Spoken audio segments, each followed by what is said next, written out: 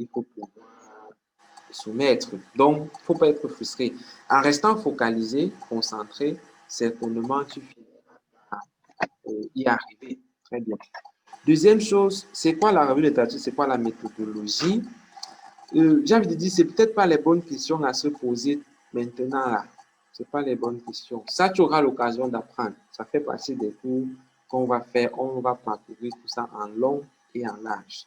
Mais sinon, la revue de littérature, c'est qu'est-ce qu'on connaît déjà sur la question que je veux aborder, sur la question que je veux répondre. Qu'est-ce qu'on connaît déjà sur cette question-là? Et deuxièmement, la méthodologie, c'est quoi? C'est de manière pratique. Comment est-ce que j'organise mon étude et comment est-ce que je vais la mettre en œuvre sur le terrain? C'est un peu comme quand on fait un compte rendu opératoire, souvent on va décrire la procédure de la césarienne.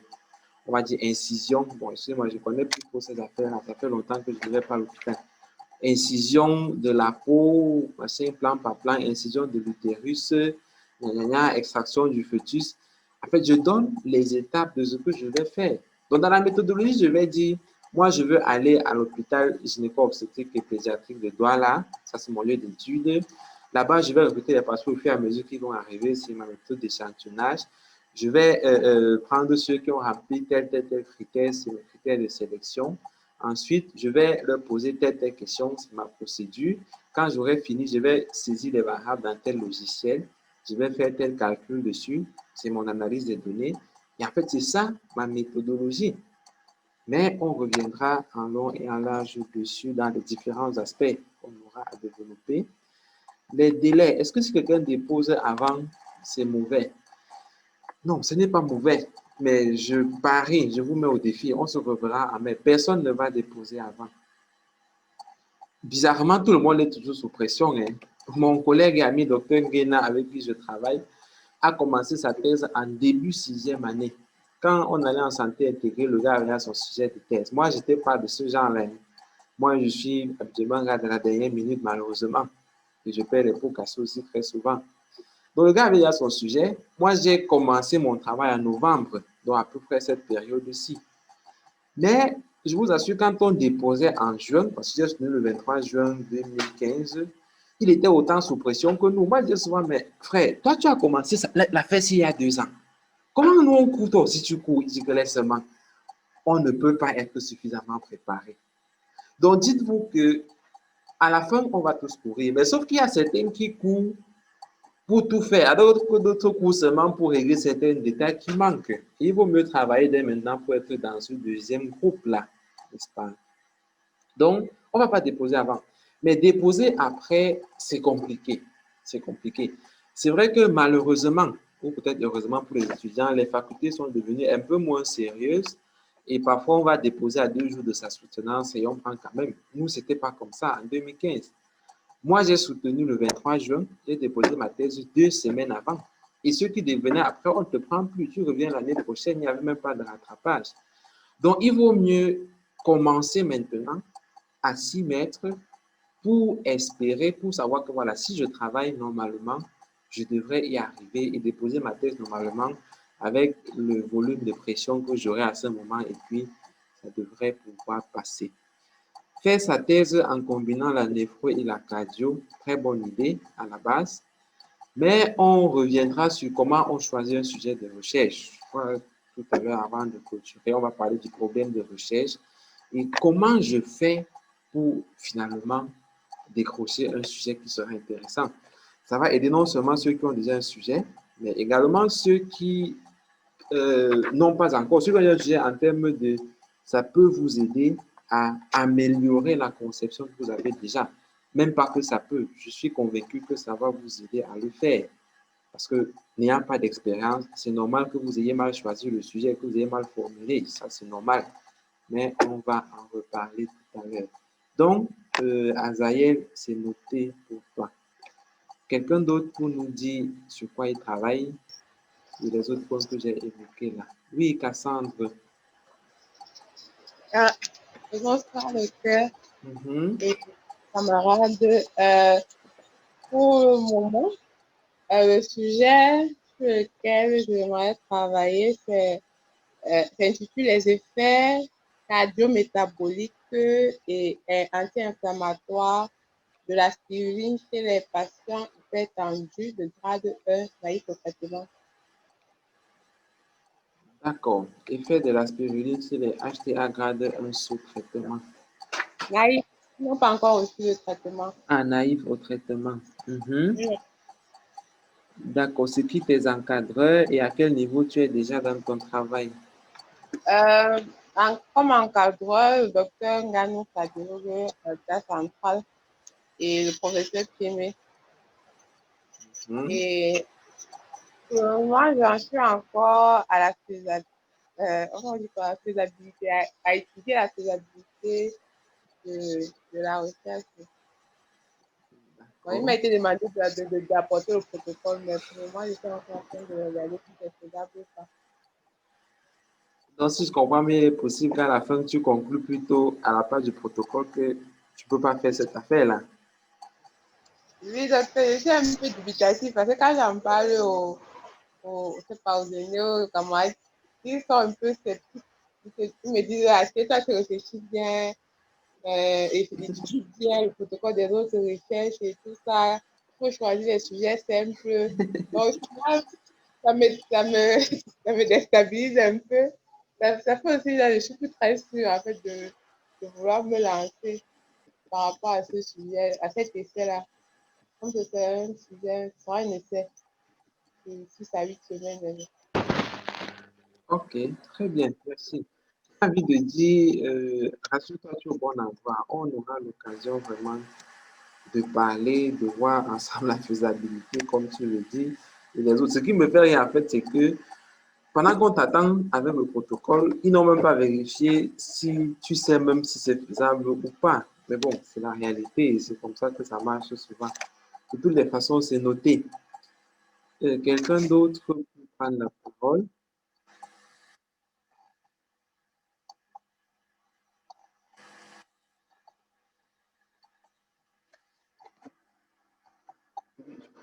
Je vais peut-être donner la parole pour ça. Est-ce qu'on est là? On est là pour nous dire sur quoi elle travaille, où est-ce qu'elle en est et qui sont ses encadreurs. On est là pour quand? Okay. Thank you, Doctor, for giving me the floor. So presently, my research domain is public health. I have for research domain public health, and for now I have a research topic, but I'm still looking for another topic because I would like to have 3 topics at least to study the feasibility and choose one out of the 3. So for now I have one topic I'm still studying, which is the effectiveness of different policies for attracting Cameroon health workforce to the rural areas. And then as research supervisor, I have Professor Tendo for Nicholas, Professor of Public Health now faculty. And for my research protocol, I'm still working on it. So I've not yet developed one. So yeah. Okay, Amela, thank you. So that's all for me. Thank you, thank you. Okay, you are working on the effectiveness of the politics. No, not politics. I didn't say that. What did you say, please? Actually, there's a human resource for health policy that was published, about 25. So I'm trying to study the effectiveness of these policies for attracting Cameroon health workforce to the rural areas. Thank you. So it is policies instead of politics. Yes. Policies. Yes, policies. Effectiveness of different policies for attracting Cameroon health workforce to the rural areas. That's it. Okay, thank you. I noticed it, and you are still writing or thinking about writing the protocol, and even you are still looking for other topics, which means that maybe it is not even your final topic here. Final topic, yes. Okay, thank you. Right. Someone else, maybe to say how far you are, is your topic.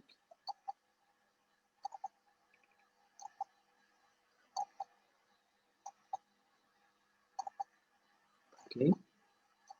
Oui, santé, on peut ouvrir le micro, hein. Si on dit que c'est efficace, on pourrait lever la main aux uns et aux autres.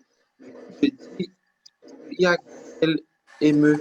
Gaëlle Aimeux. Je ne sais pas si Gaëlle s'est présentée tout à l'heure, mais elle peut le faire et nous dire son nom, sa faculté, et donc par la même occasion, ce sur quoi elle travaille et ses encadreurs. Merci, docteur, de m'avoir passé la parole. Moi, c'est Gaëlle Aimeux, en 7e année de la faculté de médecine et des sciences biomédicales. En fait, ce qui concerne le sujet de thèse, j'ai un sujet, mais qui n'est pas encore fixé. Je voulais travailler sur le cancer du sein et j'ai rencontré le professeur Kwabon.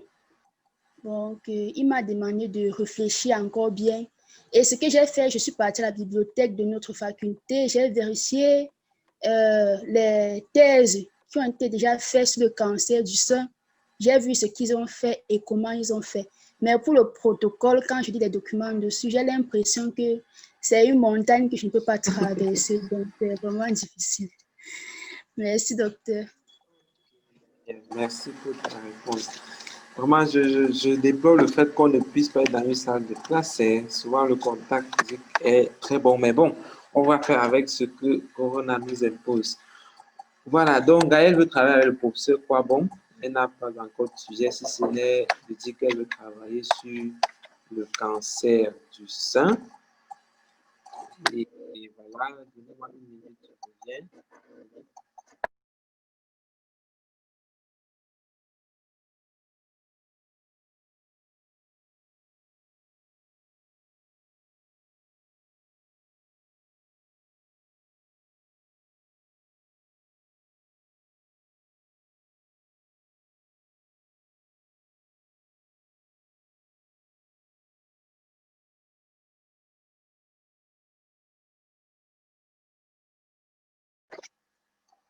Désolé, il y a un point que je devais régler là avant de continuer.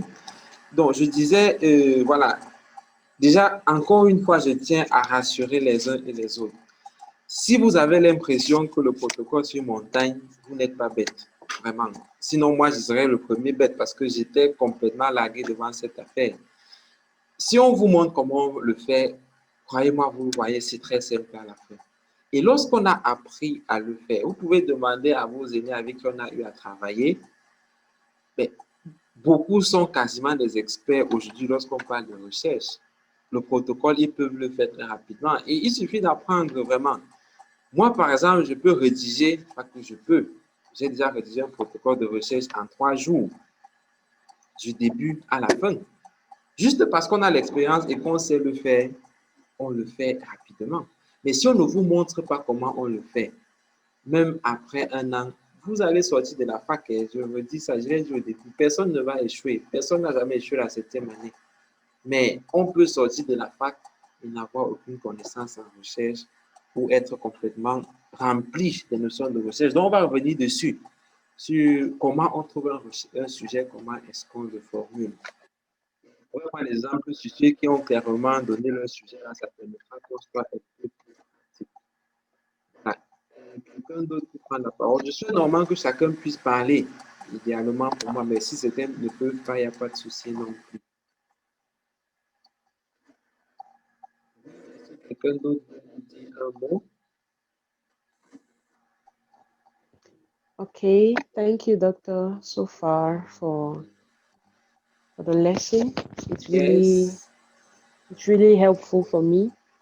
On my part, I would like to work in gynecology, but I might change my domain if I see or if I get into contact with any better topic. Initially, I wanted to work in public health, but when I asked my senior in school, he told me that I cannot work in public health. I cannot choose a topic in public health.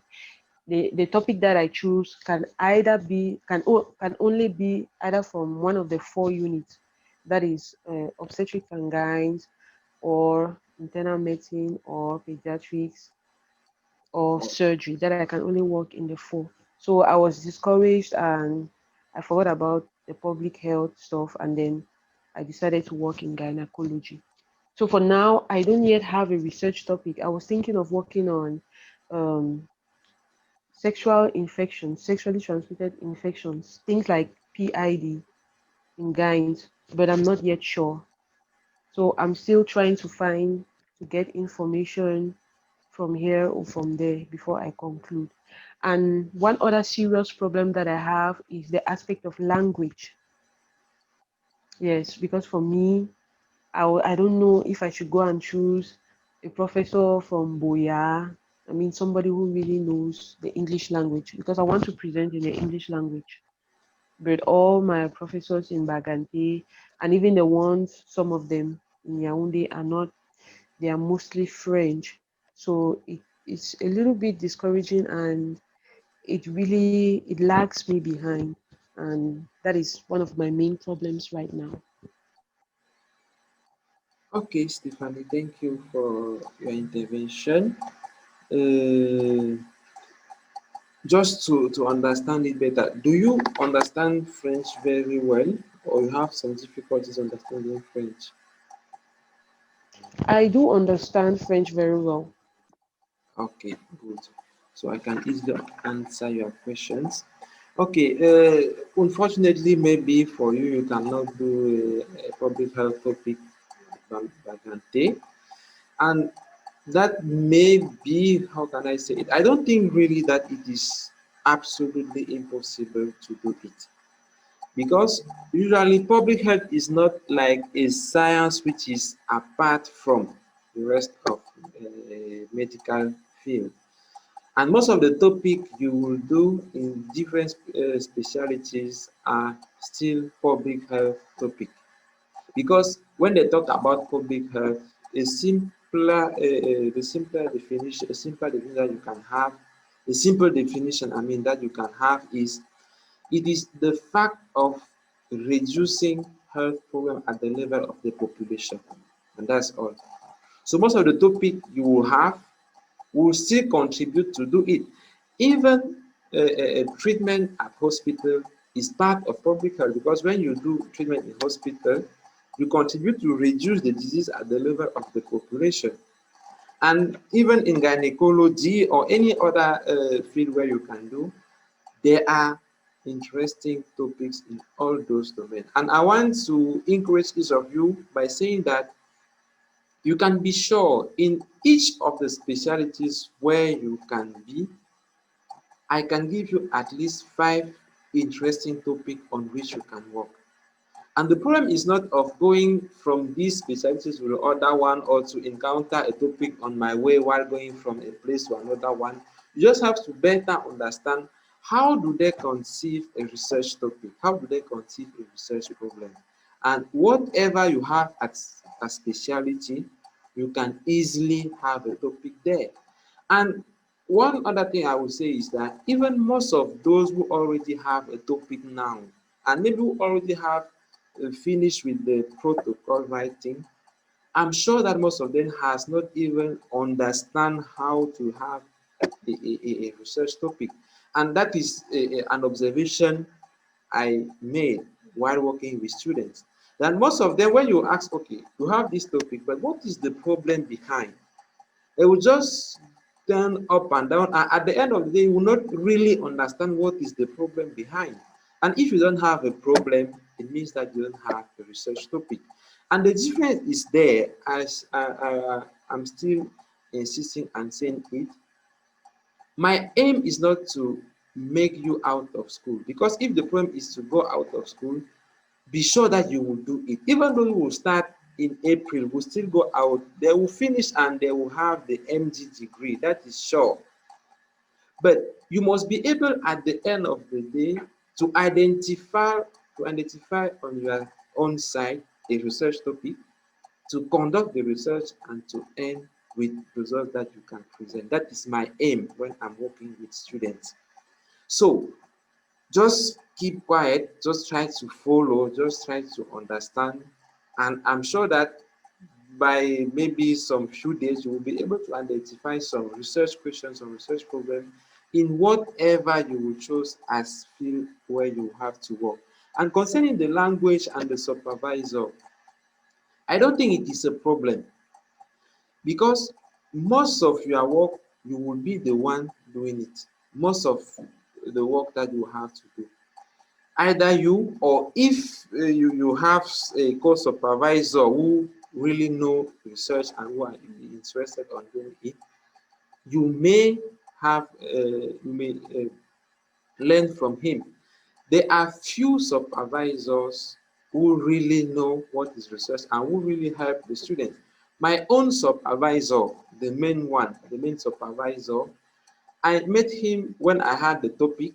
He just agreed, okay, we can do it. And the next time we met was few days before the defense. And one of the consequences is that he changed my topic.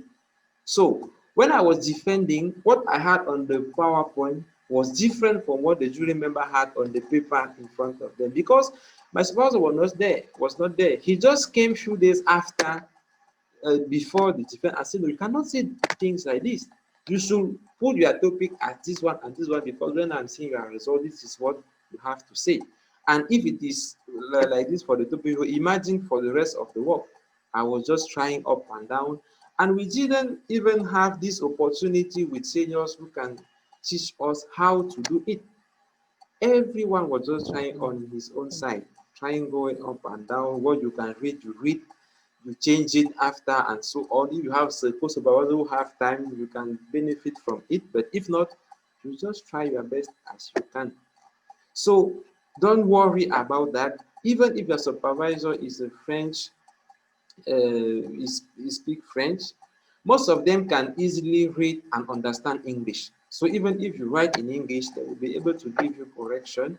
And also in our team, there are many of us who are English speaking. There's Dr. Fozo Leo, Dr. Arnold Foley, Dr. Chadmi Donald. There are many of them who can still give you corrections on your work in English. So just follow, just keep quiet. I'm sure that at the end it will be better for you. Okay, Okay, thank you very much, Doctor. ok. Est-ce que quelqu'un d'autre peut prendre la parole? Peut-être deux ou trois autres personnes.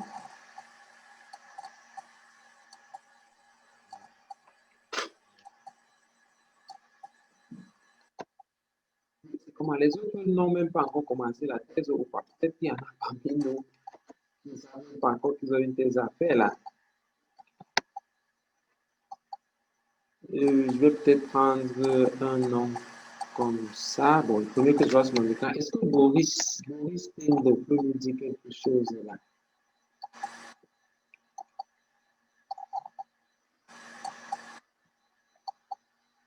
Peut-être que Boris n'est pas connecté. Je prends le suivant dans l'ordre de mon écran. Est-ce que Christian Fang?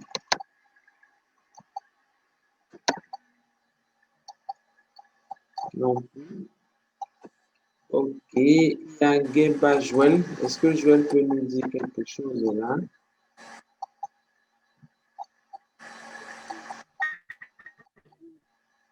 Toi, docteur. Oui, Joël, on t'écoute. Bon, moi, je n'ai pas vraiment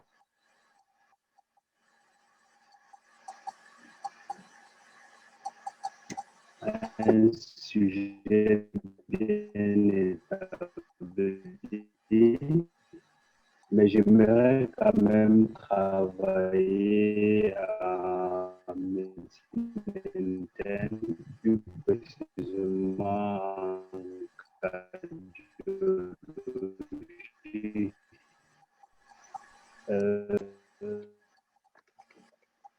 Travailler avec professeur Kingué et je suis en train de chercher un co-directeur parce qu'il m'a demandé de me... Donc, je verrai cela peut-être au début de la semaine prochaine. Mais sinon, s'il y a un sujet qui me vient en tête, j'aimerais évaluer la connaissance des patients hypertendus qui sont suivis sur une journée diététique.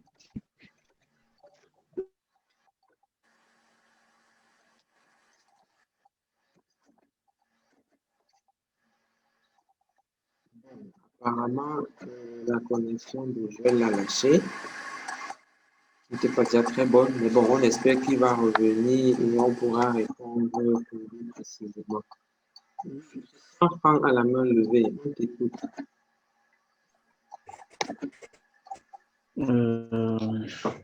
Bonsoir à ceux qui nous ont rejoints. Bien, c'est un peu compliqué, très compliqué même d'ailleurs.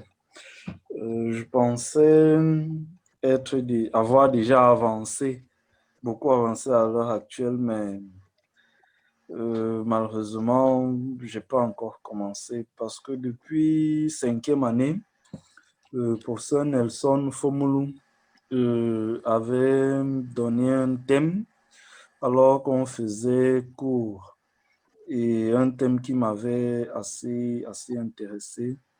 Donc, je n'ai plus la formulation exacte, mais je l'ai noté quelque part. C'était sur l'âge. C'était un thème qui devait compléter en fait les statistiques sur la survenue des ménages dans notre pays. Il voulait le faire d'ailleurs sur les 10 régions. Donc, j'ai pensé à un moment aller le rencontrer.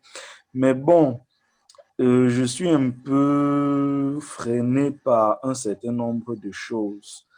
La première, c'est peut-être son appartenance politique et je me demandais est-ce que la politique ne pouvait pas influencer également comment je vais dire, le déroulement de la thèse et de la soutenance en fonction de l'appartenance politique de tel ou de tel maître. Donc, surtout qu'on a dit tout à l'heure que la note à la soutenance dépend beaucoup de l'affinité qu'il y a entre le directeur et le président du jury. Donc, deuxièmement, c'est que en écoutant un certain nombre d'aînés, ils m'ont fait savoir que il était bon, lorsqu'on veut publier sa thèse, de travailler sur un thème qui va nous servir par la suite si on a des ambitions de se spécialiser. Donc, en évoluant, je me demandais, est-ce que si je travaille en gynécologie, je vais véritablement me spécialiser en gynécologie? C'était un peu... Et j'étais vraiment indécis parce que au final, j'aimerais pouvoir publier ma thèse. Je veux véritablement faire un travail de recherche qui sera publié. Donc, maintenant, je suis plus attiré par la médecine d'urgence. Donc, et je me demandais, est-ce que si je vais donc en gynécologie ou peu importe la spécialité, je ne dois pas plus travailler sur des sujets qui concernent les urgences et puis donc ça fait que je suis beaucoup indécis actuellement et donc j'ai vraiment pas commencé. C'est pourquoi lorsque j'ai entendu parler de ce séminaire, j'ai immédiatement noté cela dans mon agenda parce que je me dis que je pourrais trouver les réponses à toutes ces interrogations ici. Merci. Ok, merci Franck. Très belle intervention, je dirais, et je suis convaincu qu'il y en a qui n'ont pas encore dit un mot, mais qui, à travers les questions des autres, se retrouvent tant bien que mal, tantôt dans une question, tantôt dans l'autre. Bon, c'est plutôt tant mieux. Voilà, je vais répondre à tes questions, les unes après les autres, tout le monde celles que je peux répondre. En commençant par dire ceci, il faut bien faire attention aux conseils qu'on écoute et qu'on suit, n'est-ce pas? Ce n'est pas tout ce qu'on nous dit qui va forcément nous aider. Entre guillemets, sans vouloir insulter quelqu'un, quelqu'un m'a fait comprendre un jour que même les idiots vieillissent. Bon, ce n'est pas parce qu'on est vieux qu'on a forcément un bon conseil à donner. Quelqu'un qui est idiot va vieillir et même étant vieux, il continuera de l'être, n'est-ce pas? Et pour faire la part des choses, essayez juste de regarder celui qui me donne le conseil, quel est son background, où est-ce qu'il se situe, dans le processus? Qu'est-ce qu'il a déjà fait, en fait? Parce que sinon, vous allez mélanger les bons et les mauvais et à la fin, vous allez être perdu dans cette histoire-là. Et si je le dis, c'est parce que moi aussi, je souffre de ça. Il m'arrive plusieurs fois de recevoir des étudiants à qui on a déjà mis tellement de mauvaises choses dans la tête que le premier travail, c'est d'abord de déconstruire tout ça avant de reconstruire. Et ça, c'est vraiment surtout concernant même les questions de recherche. Quelqu'un qui vient te voir et dit que oh, moi, que l'étude 4 témoins, c'est telle chose. Ça n'a rien à voir avec la réalité. On m'a même d'abord dit qu'on n'a pas calculé la taille de l'échantillon. Tu te dis, mais c'est pas possible. Et ça, il aurait mieux valu voir la personne qui n'a rien dans la tête et lui apprendre comment on le fait. Et si je le dis, c'est parce que, comme je l'ai dit au début, ça fait 5 ans que je fais ça et j'ai travaillé dans pratiquement toutes les facultés. UDM, Yaoundé, Douala, Boya, Bamenda, les autres vous diront, il y a 2 ans, j'allais faire les cours à Bamenda, j'allais les faire à Boya. C'est juste qu'avec le temps et puis les responsabilités, ça devient difficile. C'est pour ça que je passe en ligne. Donc, j'ai voulu faire cette précision pour dire qu'il ne faut pas tout mettre ensemble et il faut garder le bon sens à l'esprit. Pour dire qu'est-ce que je fais dans ça. Travailler avec le professeur Fomulu, est-ce que c'est une bonne option vu ses positions politiques que tous ceux qui l'ont rencontré au moins une fois connaissent clairement? Je dirais l'avantage, c'est que le prof Fomulu est au sommet de la chaîne, en fait. Je ne sais pas s'il y a un prof plus gradé que lui actuellement en gynécologie. Et donc, il y a de fortes chances que si tu travailles avec lui, en termes de relations jury-encadreuse, ce soit en ta faveur. Et c'est comme pour le professeur King et comme quelqu'un, Joël l'a dit, je vais revenir dessus tout à l'heure. Le prof King, c'est le patron de la cardiologie au Cameroun. Donc, en général, quand il y a son nom quelque part, on sait que là-bas, ça pèse. Tous ceux qui seront là-bas seront ses étudiants ou ceux qu'il a enseigné avant. Donc, pour dire que de ce point de vue, quand même, ça pèse en ta faveur. Et également, dans ce que j'ai dit, quand j'ai parlé des conflits et des batailles, souvent, ce n'est pas des conflits politiques. Vraiment, rarement, les convictions politiques des uns et des autres vont intervenir dans ça. Mais c'est souvent des conflits de positionnement dans le service ou dans la spécialité. C'est-à-dire, tel prof pense que vraiment tel autre enseigne très mal. Et donc, s'il rencontre son étudiant sur son chemin, il va le massacrer. Tel autre pense que non, c'est plutôt moi qui fais bien, tel autre, ainsi de suite. Et c'est quand il y a ces batailles entre les enseignants que les étudiants vont payer le prix. Mais je crois qu'en gynéco, ils s'entendent très bien. Quel que soit l'enseignant de gynéco que tu auras, je crois qu'il a beaucoup de respect pour le prof Moulou et ça devrait pouvoir passer facilement. Peut-être la seule réserve serait, est-ce que sa santé va lui permettre d'accepter même et d'être présent? Mais si tu peux, moi je crois que c'est une bonne option, surtout que je crois que tu dois avoir de bonnes raisons pour cela. On reviendra dessus tout à l'heure. Est-ce que la spécialité que tu comptes faire influence ta thèse? J'ai envie de dire, dans le meilleur des mondes, c'est oui. Idéalement, ça devrait être ça, vraiment. Si je fais une thèse en telle chose, ça me donne quand même des liens dans cette spécialité. Ça me permet d'avoir déjà une connaissance de base là-dessus. Ce sera plus facile pour moi de faire ma spé là-bas. Mais quand on fait le concours de spé, on ne demande pas quelle spécialité ta thèse se trouvait pour choisir dans quelle spé on va t'admettre. Donc, en réalité, même si tu veux faire médecine interne, tu fais ta thèse en gynécologie, à la fin, quand tu vas faire ton concours d'entrée en spécialisation, on ne va pas te demander pourquoi tu as fait ta thèse en gynéco. Je ne crois même pas que ta note à la thèse va intéresser qui que ce soit. C'est une épreuve qu'on donne, les gens composent et celui qui a la meilleure note passe, tout simplement. Donc, à la fin, même si tu as fait en gynéco, tu veux aller en médecine d'urgence, au Cameroun ou peut-être dans d'autres pays africains, ça ne compte pas, ça n'influence pas beaucoup. Surtout, je le dis dans ce sens, surtout parce que si tu te focalises sur « je dois faire ma thèse en médecine d'urgence », tu ne risques pas de trouver un prof de médecine d'urgence au Cameroun. Tu ne risques pas d'avoir des bons encadreurs. Tu ne risques pas d'avoir le matériel qu'il te faut pour faire cela.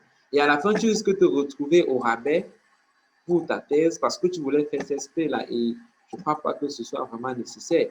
Par exemple, j'ai un collègue qui a par exemple Dr Bamara Yannick qui a fait sa thèse sur la diarrhée de l'enfant, donc en pédiatrie, et qui actuellement est en train de faire ses dossiers pour faire médecine d'urgence soit au Maroc, soit au Sénégal, parce qu'on ne fait pas ça ici. Mais on ne va pas lui dire que tu as fait ta thèse en pédiatrie, on ne prend pas ton dossier. Ce n'est pas possible.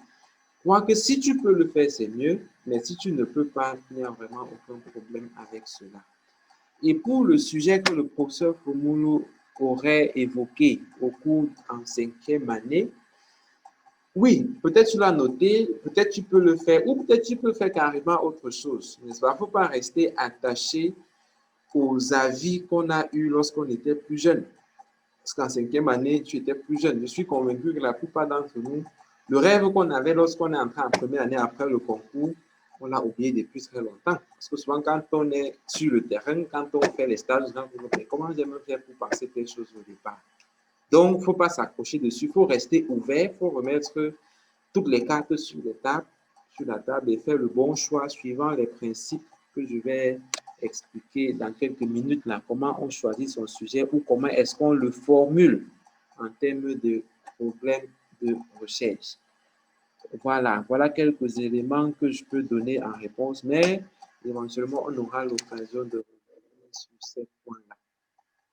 Et je vais continuer directement. Il y a Joël Ngemba, je pense que c'est Ngemba Joël qui tout à l'heure a commencé à parler. Je crois que sa connexion s'est lâchée, mais il est revenu là. Donc, il disait qu'il veut travailler en cardiologie. Il n'a pas encore de sujet. Il a le pauvre Kingé. Il doit trouver un co-directeur avant de revenir le voir. OK. Oui, ça, c'est une autre approche. Je peux voir un directeur qui va me vers un co-directeur. Et le pauvre King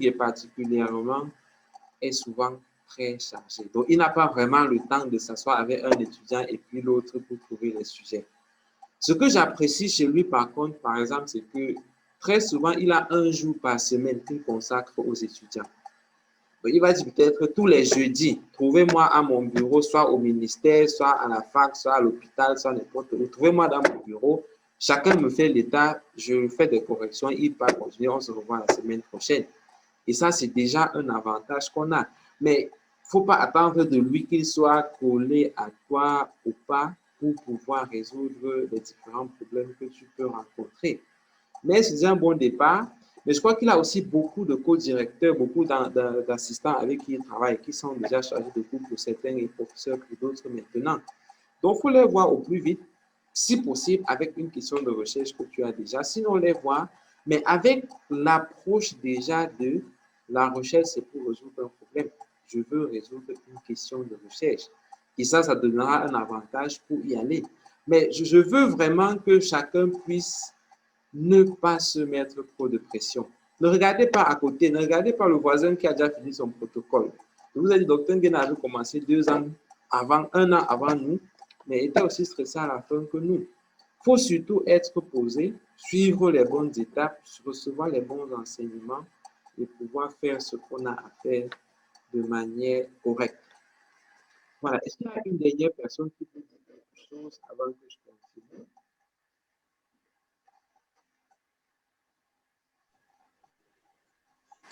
Oui.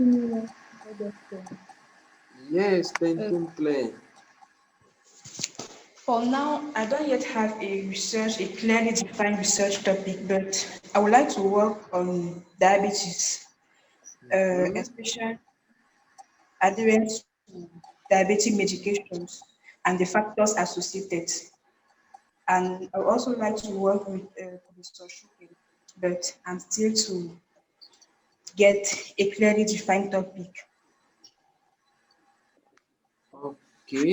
Okay. So you are still at the level of the topic. You would like to work with Prof. Shukem Simeon, and you want to work on adverse events of diabetes medication and associated factors.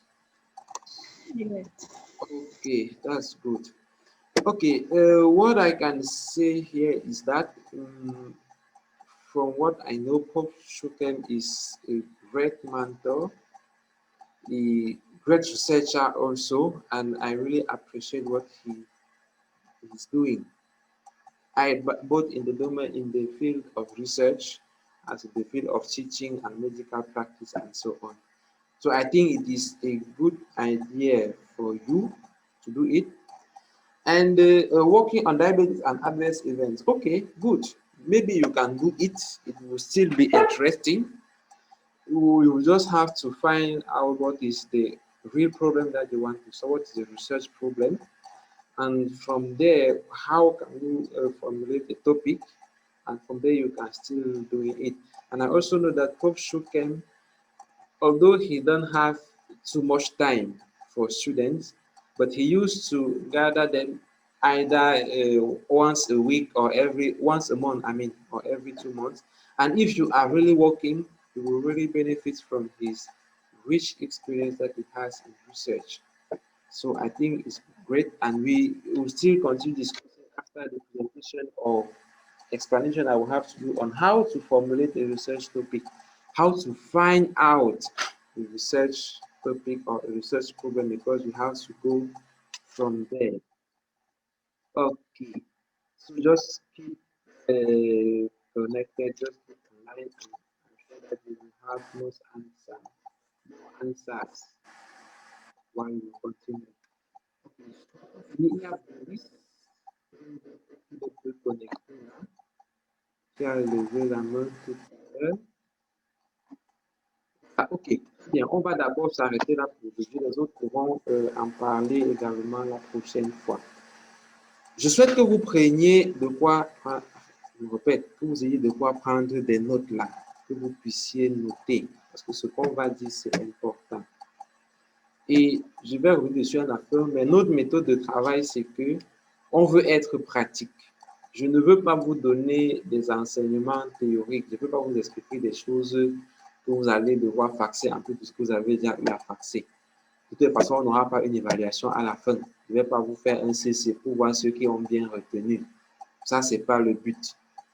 Mais l'objectif, c'est que chaque chose qu'on va dire, que chacun commence à appliquer, soit sur son sujet, soit sur sa situation. Et ce que nous faisons en général, c'est que lorsqu'on a discuté d'un point, à la prochaine séance de travail, ceux qui veulent, ou bien chacun de préférence, va nous dire comment il applique ça à son sujet, comment il applique ça à sa situation, quelles sont les difficultés. Ça permet qu'on corrige et qu'on puisse avancer. Et qu'à la prochaine séance, il puisse dire, OK, par rapport à telle chose qu'on a fait, appliquer à ma situation, voilà ce que ça donne, et etc., et etc., et etc.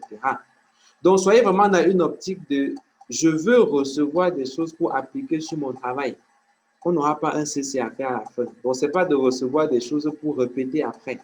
Mais je veux appliquer ça à mon travail. Il faut être dans cette optique-là. Et je tiens à rassurer ceux qui sont d'expression anglaise. Si je dis quelque chose que vous ne comprenez pas, il faut m'arrêter. Je vais me débrouiller à le dire en anglais. Et ça pourra être plus facile pour vous. Très bien. Comment est-ce qu'on formule un sujet de recherche? Comment est-ce qu'on fait? Pour ceux qui n'ont pas de sujet, ou même pour ceux qui en ont, c'est vrai que depuis le début, là, je n'ai pas vu quelqu'un qui m'a dit qu'il est presque à la fin du protocole, ce qui me surprend quand même un peu. Bon, peut-être qu'on attendait l'ECN, mais je crois que l'ECN est déjà sorti et chacun sait maintenant quelle est sa position et il faut mettre les tubos, il faut mettre les bouchées doubles. Je reviendrai dessus à la fin. Comment est-ce qu'on pour avoir sur le recherche, je vais partager mon écran parce que j'ai une image qui résume un peu ce que je veux dire. Je suppose que vous recevez mon écran. Voilà. Bon. L'image que vous avez à l'écran là, oh, c'est pas ça. C'est un extrait d'un document que j'ai écrit, le guide pratique d'initiation à la recherche en santé, qui est destiné premièrement aux étudiants en médecine. En fait, c'est la synthèse des cours qu'on a eu à faire et ça vise vraiment à amener les gens à se mettre à niveau. Donc, c'est une image qui est dans le livre, j'en parlerai encore à la fin. Canevas de choix de sujets de recherche. Je peux faire partie de là pour satisfaire le plus grand nombre, parce que de ce que je vois, c'est vraiment à ce niveau qu'on se trouve. Comment je fais pour choisir un sujet de recherche? Soit j'en ai un, soit je ne ai, mais comment je fais pour m'y lancer? 1. Je peux soit choisir un encadreur, comme beaucoup l'ont déjà fait, soit choisir un domaine de la santé qui m'intéresse, une spécialité. Quelqu'un a dit tout à l'heure, je veux faire néphro et cardio en même temps, je veux faire gynéco, je veux faire ceci. Vraiment, il faut choisir déjà à ce niveau-là. Et sur quelle base je fais le choix? Un, je me sers des conseils des aînés. Deux, je me sers, j'ai mis là entre guillemets, de mes goûts personnels. Quelles sont mes préférences? Qu'est-ce que je préfère comme spécialité? Je me sers de mes expériences au cours des stages. J'ai fait des stages de pédiatrie, gynéco, chirurgie, tout ça. De tous les stages là, quelle est la spécialité où je me sens le plus à l'aise? Donc, je peux commencer par la spécialité et dire, OK, moi, je veux travailler en radio. Moi, je veux travailler en gynéco. Je veux travailler en pédiatrie. Ou je peux plutôt partir de l'encadreur. Moi, je veux travailler avec tel prof. Quelqu'un qui veut travailler avec le prof Fomoulou, l'autre avec le prof Kingé. C'est déjà ça un point de départ. Sur quelle base je fais ce choix-là? Comme je l'ai dit, il faut rentrer à l'intérieur de soi-même et se dire, qu'est-ce que je préfère de tous ces éléments-là? Parce que je préfère vous le dire tout de suite, il y aura des moments où vous aurez besoin de la passion pour avancer. La volonté, ça ne suffira pas. Il faudra que je sois passionné par ce que je suis en train de faire pour aller de l'avant. Parce que si je me limite à la volonté, je vais faire les choses de manière superficielle. Or, si je prends une spécialité qui me passionne, qui m'intéresse, c'est déjà un avantage à ce niveau. Moi, par exemple, quand on a fait les cours, le professeur Ongolo Zogopie, qui est radiologue, m'a personnellement marqué par sa façon d'être, sa façon d'enseigner. Et donc, j'ai choisi, je vais faire ma thèse avec le prof Ongolo. C'était mon point d'entrée, le choix d'un encadreur. Et là, après, j'ai dû faire une thèse qui devait être radio et puis qui est devenue neurologie après, etc. Mais c'était déjà ça, mon point d'entrée. J'ai d'autres collègues, Dr Bamala, dont j'ai parlé tout à l'heure, par exemple, aime la pédiatrie. C'est les stages qu'il a le plus aimé, il a dit, OK, je fais ma thèse en pédiatrie. Et étant en pédiatrie, maintenant, il choisit un encadreur avec qui il pourra travailler. Il y a des éléments clés à noter lorsque vous devez choisir un encadreur. La première chose, c'est il faut savoir quelle est sa disponibilité et quelle est sa façon de travailler. Vraiment, ça, c'est quelque chose de crucial. Ne choisissez pas les encadreurs sur la base de, vraiment, il a un grand nom, etc. Renseignez-vous auprès de ces étudiants de langue passée. Quelle est sa disponibilité, quelle est sa façon de travailler? Et rassurez-vous d'être d'accord avec ça. Vraiment, ça, c'est quelque chose d'important. Si vous loupez ce point-là, vous risquez de passer une mauvaise année en 7e année. Vraiment. Je prends quelques exemples pour que vous compreniez de quoi je parle. Le professeur Ongolo Zogo, qui est l'un des encadreurs que je connais le plus, lui, il travaille avec les étudiants chaque mercredi matin à son bureau à 7 heures. Si 7h30 arrive, personne n'est là, rendez-vous mercredi prochain. Voilà comment lui fonctionne. Donc, si tu es quelqu'un qui n'aime pas sortir à 7 heures, il vaut mieux ne pas aller chez lui, jusqu'à ne pas travailler avec lui. Deuxième chose, il ne suit pas les gens ou pas. Il aime laisser les gens réfléchir par eux-mêmes, travailler par eux-mêmes. Donc, si tu aimes qu'on te dise qu'est-ce que tu dois faire, il vaut mieux ne pas aller chez lui. Je vous prends un exemple. Quand je travaille avec lui, je lui dis, on doit déposer le protocole à la fac, c'est fin décembre. Il dit, OK, j'ai compris, tu as fini. Non. Il dit, OK, rendez-vous la semaine prochaine. Je dis, vous pouvez signer. Non, je ne peux pas signer ce qui n'est pas fini. Même si on a déposé à la fac, on déposera plus tard. La semaine prochaine, vous n'avez pas fini le questionnaire. OK, rendez-vous la semaine d'après. Quand tu auras fini, on va continuer. Mais moi, ça convenait à ma personnalité parce que j'aime bien travailler juste sous la supervision, mais faire les choses moi-même. Quelqu'un d'autre comme le professeur Achutanta, par exemple, c'est complètement autre chose. Elle va vous mettre la pression à fond.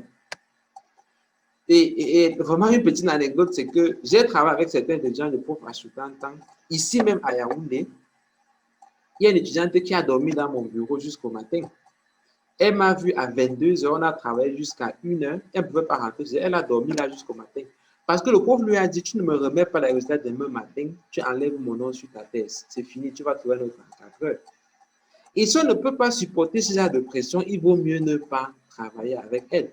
Le bon côté de la chose, c'est qu'elle maîtrise la recherche et elle fait vraiment un suivi méticuleux de chaque chose que vous êtes en train de faire. Et donc, si je peux supporter cette ambiance, cet environnement, alors je peux travailler avec elle. Et chacun va donc choisir un encadreur ou une spécialité selon ces éléments-là. Et je vous suggère de ne pas hésiter, de ne pas perdre du temps à hésiter sur ces choix-là. Parce qu'il n'y a pas un choix qui soit meilleur que l'autre. Vraiment. Il n'y a pas une spécialité, à mon avis, où on fait mieux la thèse que dans une autre. Ce n'est qu'une question de goût et de préférence. Moi, par exemple, je n'aurais jamais pu faire ma thèse de professeur à 80 ans. J'allais craquer avant la fin. Parce que je ne peux pas supporter cette pression. D'autres personnes n'auraient jamais pu faire la thèse de professeur angolo parce que jusqu'à la fin, ils n'auraient rien fait dans leurs documents parce qu'ils auraient attendu qu'on lui dise ce qu'il doit faire. Et les profils sont divers, les profils sont variés. Donc, il faut d'abord se demander quel est mon profil, moi, qu'est-ce que je supporte comme méthode de travail et quelle est la spécialité qui m'intéresse ou quel est l'encadreur qui m'intéresse et faire un choix tout de suite et être fixé dessus. Ne vous laissez pas influencer par les découragements des uns et des autres.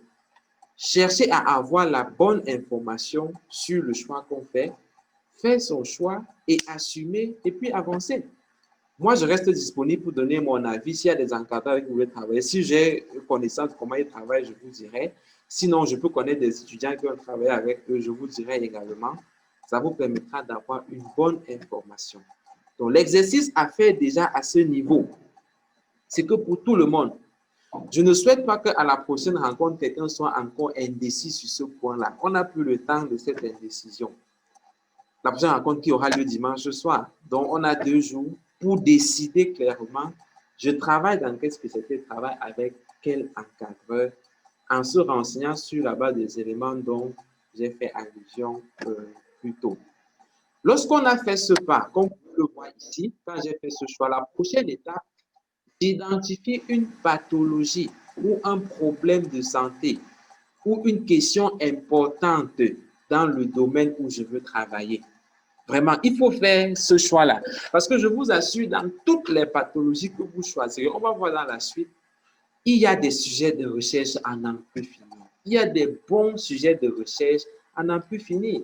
Donc, ce n'est pas la peine de rester là à hésiter, est-ce que je fais ça ou pas? Non, je vais changer de sujet. Moi, le conseil que je donne aux étudiants toujours, c'est changer de sujet, ce n'est jamais la solution.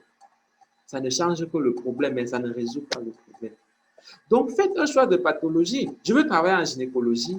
Quelle pathologie m'intéresse? Je vous assure, quelle que soit la pathologie, moi, je peux vous donner au moins ces 7 sujets, comme j'ai dit là, comme c'est écrit sur l'écran là. Il y a des sujets intéressants dans chaque pathologie, surtout au Cameroun, parce qu'on n'a presque rien fait dans la recherche. Donc, arrêtez de faire du surplace, de dire je réfléchis. Non, ça ne vous permet pas d'avancer et on n'a pas beaucoup de temps, comme je l'ai dit en introduction tout à l'heure. Je peux dire gynéco ou bien obstétrique. Ce qui m'intéresse, c'est les hémorragies du postpartum. Je peux dire santé publique comme on est là tout à l'heure. Ce qui m'intéresse, c'est le personnel dans les zones rurales, l'accès aux soins dans les zones rurales. Ça, c'est une question importante en santé publique. Je peux dire quoi? Chirurgie, ce qui m'intéresse, c'est les fractures de jambes. Ce qui m'intéresse, c'est les fractures du cotyle. Ce qui m'intéresse, c'est les appendicites. Quelle que soit la pathologie que vous prenez, croyez-moi, il y a des sujets à l'intérieur. Mais il faut déjà faire un choix. Quelqu'un a parlé tout à l'heure du diabète. Je veux travailler sur le diabète, précisément sur les médicaments. Je dis, c'est intéressant. C'est déjà une bonne orientation qu'on a et ça permet de passer aux étapes suivantes. Sur quelle base je fais le choix? Je dirais encore en fonction des affinités ou de l'intérêt que j'ai eu pour telle ou telle pathologie lorsque je faisais mes stages. Donc, en principe, on a tous fait des stages. Je crois que vous êtes en 7e année, vous avez fait des stages en 4e, 5e, 6e année. Il y a forcément une pathologie qui m'intéressait plus qu'une autre. Il y a une pathologie qui me semblait plus facile à comprendre que j'ai à cœur par rapport à une autre pathologie. OK, je fais ce choix et je me dis, je dois identifier un problème de recherche dans cette spécialité. Je dois faire mon travail là-dessus et je vous garantis, on aura des sujets de recherche là à l'intérieur. Donc, ce qui manque le moins, c'est les sujets. Les sujets, ça ne manque pas. Il faut juste savoir les formuler, il faut juste savoir les construire et à partir de là, on aura un travail qui sera intéressant à la fin. Ayant dit ceci, l'autre point que je vais souligner, qu'est-ce qui fait la qualité d'un travail de recherche? Qu'est-ce qui fait la valeur d'une thèse lorsqu'on est en année de thèse? Bon, si on avait un peu de temps, j'aurais pu ouvrir le micro, mais là, on doit arrêter avec 1 heure. Bon, on va essayer d'y aller, mais je souhaite vraiment que ce soit plus interactif les autres fois. On va essayer d'aller un peu plus vite pour cette fois-ci. Qu'est-ce qui fait la qualité de mon travail de recherche. Un, ce n'est pas la complexité.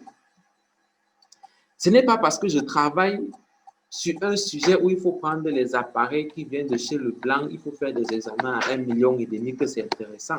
Oubliez ça, ce n'est pas la complexité du sujet qui fait son intérêt. Ce n'est pas parce que j'ai eu beaucoup de participants que mon sujet est intéressant. Ça n'a rien à voir avec ça.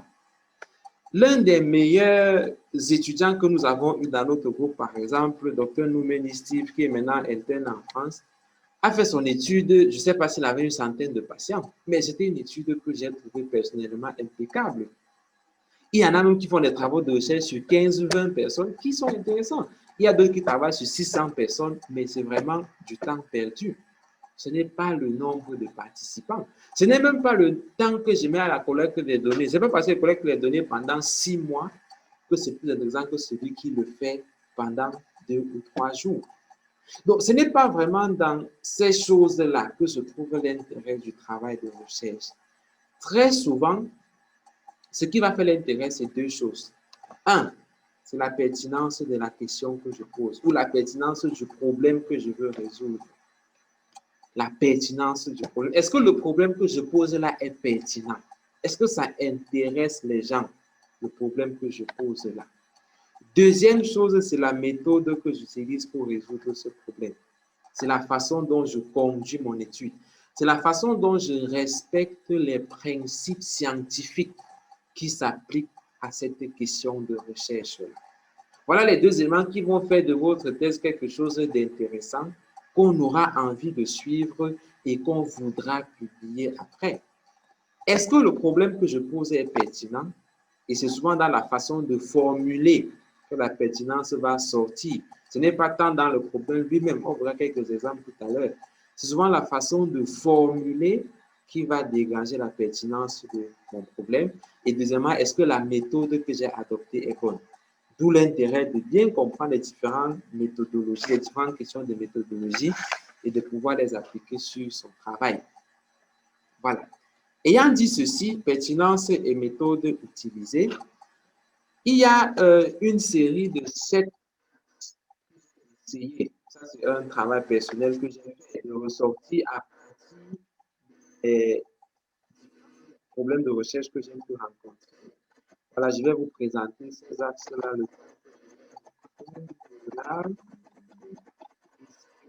C'est dans le livre aussi dont j'ai parlé plus tôt. J'y arrive. Je vais là. Très bien.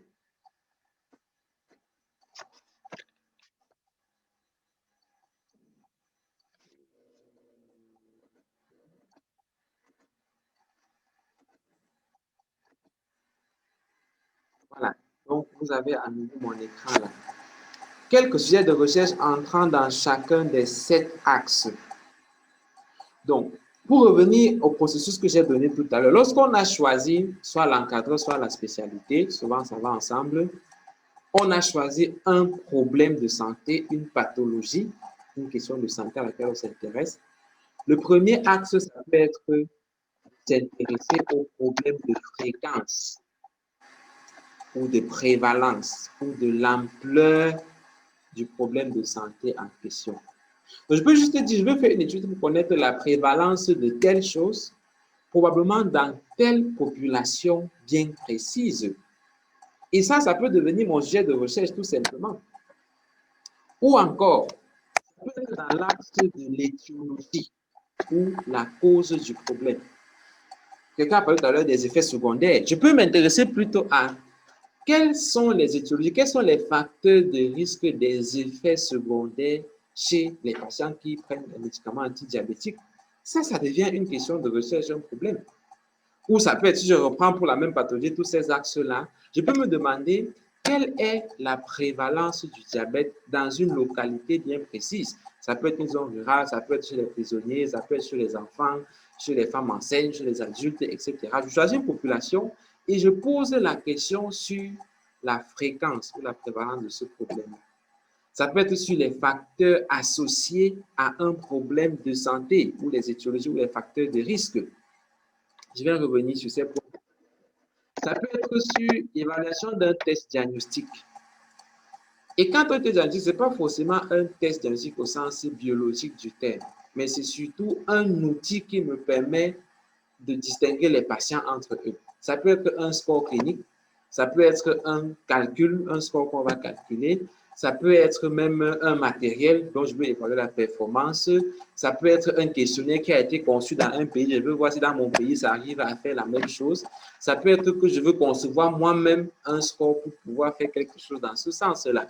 Par exemple, pour les patients diabétiques, si on reste sur cette pathologie, il y a un collègue avec qui je travaille aussi, Dr. Bassangen Patrick, qui a évalué la performance, comment il appelait ça? Je crois que c'est le VibroCheck. C'est un appareil qui permet d'évaluer la neuropathie périphérique chez les diabétiques. Et c'était ça son sujet. Donc, il a pris pathologie, encadreur, et là, je vois un test diagnostic. J'évalue le VibroCheck. Est-ce qu'il est assez performant pour détecter les neuropathies chez les patients diabétiques?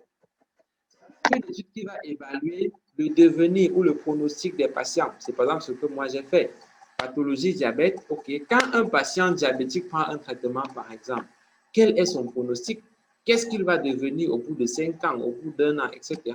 Ou bien quand on a soigné les plaies, les plaies du pied diabétique, quel est le pronostic des patients? Après combien de temps ils vont guérir? Et quels sont les éléments qui influencent la guérison de ces patients-là? Également, ça n'apparaît pas ici, mais c'est un point important. Je peux également évaluer un traitement, une intervention sur ces patients-là. Si on prend le cas du diabète et des effets secondaires, est-ce que l'éducation des patients peut réduire les effets secondaires chez eux? Ça peut être une question qu'on se pose.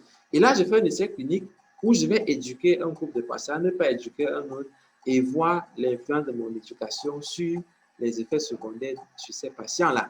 Ça peut être vraiment toute autre chose, intervention qu'on va évaluer. C'est comme le sujet que je crois c'est Cassandre qui a donné tout à l'heure sur la spiruline. C'est une étude où je vais évaluer l'efficacité d'une intervention sur un problème qui est clairement identifié. Je crois qu'elle a parlé des effets cardio-métaboliques, qui je crois, je ne sais pas si c'est anti-inflammatoire ou antioxydant, mais ça, c'est une étude qui évalue l'effet ou l'efficacité d'une intervention. Je peux aussi évaluer les aspects économiques, l'évaluation des aspects économiques, combien ça coûte de prendre en charge telle chose. Aussi simple que ça. Combien ça coûte de traiter un diabète quand on est en milieu rural? Combien ça coûte de prendre en charge les effets indésirables du diabète lorsqu'ils sont survenus? Et une simple étude comme ça va aider à orienter les décisions de santé à l'échelle des populations. Il y a ce qu'on appelle aussi les études d'évaluation des systèmes de santé. Ça rentre un peu dans les questions de santé publique ou dans l'offre de soins. C'est comme ce que Andela a dit tout à l'heure. Est-ce que les guidelines, les policies qui existent sont vraiment mises en œuvre? Est-ce qu'elles sont applicables? Ça concerne le système de santé. Est-ce que les patients sont satisfaits? Est-ce que les patients diabétiques sont satisfaits du service qu'on leur offre pour la prise en charge des effets secondaires? Ça, c'est une question de recherche qu'on peut répondre également. Et on pourrait en citer des tonnes et des tonnes comme ça. Donc, de prime abord, voilà quelques axes dans lesquels, lorsqu'on a choisi une pathologie, on peut avoir un sujet de recherche ou un problème de recherche à résoudre. Je vais reprendre juste de manière plus lente. Ça peut être un problème de fréquence ou de prévalence de cette pathologie-là, dans une population qu'on va citer. Ça peut être un problème de facteur de risque ou de facteur étiologique de cette pathologie ou de ses complications ou des effets secondaires, etc. Ça peut être d'évaluer l'effet d'une intervention. Ça n'apparaît pas ici. Est-ce que telle intervention qu'on fait ou qu'on peut faire aura une conséquence sur tel outcome chez ces patients qui ont une pathologie? L'efficacité ou la performance d'un outil diagnostique qui peut être un test biologique, un test radiologique, ça peut être un score, ça peut être autre chose qu'on va calculer là. Ça peut être plutôt une étude qui porte sur le pronostic. Non seulement en termes de quel est le pronostic de ces patients, mais surtout quels sont les éléments qui influencent le pronostic de ces patients-là. Peut-être en termes d'évaluation économique, combien ça coûte de faire des examens, combien ça coûte de traiter combien ça coûte de prendre en charge des faits indésirables, etc. Ça peut être en termes de système de santé. Quelle est la performance du système qui est mis en place pour résoudre ce problème? Ou quelles sont les failles qu'on a dans ce système qui est mis en place? Et je vous garantis que pour chaque pathologie qu'on choisit, chacun de ces axes peut s'appliquer. Et on peut même avoir pour un sujet qui aborde plusieurs axes à la fois. Et il faut juste avoir l'esprit ouvert, essayer de réfléchir sur une pathologie, sur une question, et identifier quelque chose soi-même là. Et pour être complet sur cette question, dans chacun des axes que j'ai développés, dans chaque pathologie qu'on a identifiée, il faut trouver ce qu'on appelle un problème de recherche. Un problème de recherche. C'est quoi un problème de recherche? C'est un problème qui nécessite la collecte et l'analyse des données pour être résolu. En fait, qui nécessite un travail de recherche pour être résolu, tout simplement. Parce qu'il y a des problèmes qui ne sont pas des problèmes de recherche. Il y en a d'autres qui sont des problèmes de recherche. Donc, quand je vais regarder concernant une pathologie, concernant un axe que j'ai défini, où est l'obstacle pour lequel on a besoin de collecter et d'analyser des données pour le résoudre? Je commence par quelques exemples de problèmes qui ne sont pas des problèmes de recherche. Si je dis par exemple, les médicaments coûtent cher à la pharmacie, vraiment quand les patients arrivent à la pharmacie, ils n'ont pas d'argent pour se soigner. Ça, c'est un problème, mais ce n'est pas un problème de recherche. Parce que pour résoudre ce problème-là, il ne faut pas collecter et analyser les données, il faut baisser les prix des médicaments, tout simplement. Si le ministre décide que désormais pour telle pathologie, moins 50% sur les médicaments, dès qu'il a signé le papier, c'est les patients eux-mêmes qui vont imprimer l'arrêté pour venir à la pharmacie avec. Donc, regarde, le ministre a dit quelque chose. Et son problème est résolu à ce moment-là. Si tu veux faire une thèse dessus, on fera les thèses pendant 5 ans. Tant que le prix là n'a pas baissé à la pharmacie, le problème n'est pas résolu. Pourtant, c'est un problème, mais ce n'est pas un problème de recherche. Autre exemple, si je dis l'hôpital général est sale, il y a trop de saleté à l'hôpital, les patients s'en plaignent à tort et à travers. Ça, c'est un problème. Mais comment est-ce qu'il faut le résoudre? Il faut créer un service d'hygiène à l'hôpital et le faire fonctionner. Parce que dès qu'il y aura un service d'hygiène qui va nettoyer les bureaux, la cour, les vérandas, tout ça, le problème est résolu. Mais si tu dis, OK, je vais faire ma thèse sur la propreté à l'hôpital parce que l'hôpital est sale, quand tu vas venir remplir tes fiches, tu vas aller soutenir à la fac, l'hôpital va continuer d'être sale parce que ce n'était pas un problème de recherche, mais un problème de gestion de l'hôpital. Et une autre chose que je vois souvent beaucoup chez les étudiants, c'est qu'ils ont l'impression que un problème de recherche, c'est que les gens ne respectent pas les recommandations. Ça, c'est un problème. Mais ce n'est pas un problème de recherche. Je prends un exemple pour la COVID qui est passée récemment là. Je prends l'hôpital central où je passais beaucoup de temps pendant la COVID, où on dit il faut laver les mains avant d'entrer à l'hôpital. Et même les médecins entrent sans laver les mains. Ils n'ont pas le cache-nez quand ils consultent. Ça, c'est un problème. Mais pour le résoudre, je ne dois pas faire un travail de recherche. Il me faut simplement mettre des mesures qui vont obliger les gens à respecter ces mesures-là, à respecter ce qu'on a demandé de faire. Et donc, il ne faut pas être dans le piège de dire je veux faire ma thèse pour que les gens commencent à changer de pratique, pour que les gens commencent à faire des choses qu'on leur a dit de faire et dont ils ont la preuve que c'est efficace. Ce n'est pas souvent la recherche qui résout ce genre de problème. Mais c'est des décisions administratives, c'est vraiment un problème d'administration de la santé et non un problème de recherche. Maintenant, c'est quoi donc les exemples de problèmes de recherche? Et pour chaque axe qui est développé là, il y a des exemples qu'on a dans le tableau ici. 1. On a les problèmes de décision. Ça, c'est des problèmes de recherche. Décision de santé publique ou décision au niveau individuel. Et souvent, les sujets qui portent sur la fréquence de quelque chose vont aider à résoudre les problèmes de décision en santé publique ou décision au niveau individuel. Ça veut dire quoi? Je reviens sur l'exemple de effet indésirable du diabète, par exemple. Un médecin qui doit prendre en charge un patient diabétique peut se demander, OK, j'ai en face de moi un patient diabétique, est-ce que je dois lui prescrire tel traitement ou tel autre traitement parce que j'ai peur des effets secondaires? Ou encore, je prends un exemple plus simple.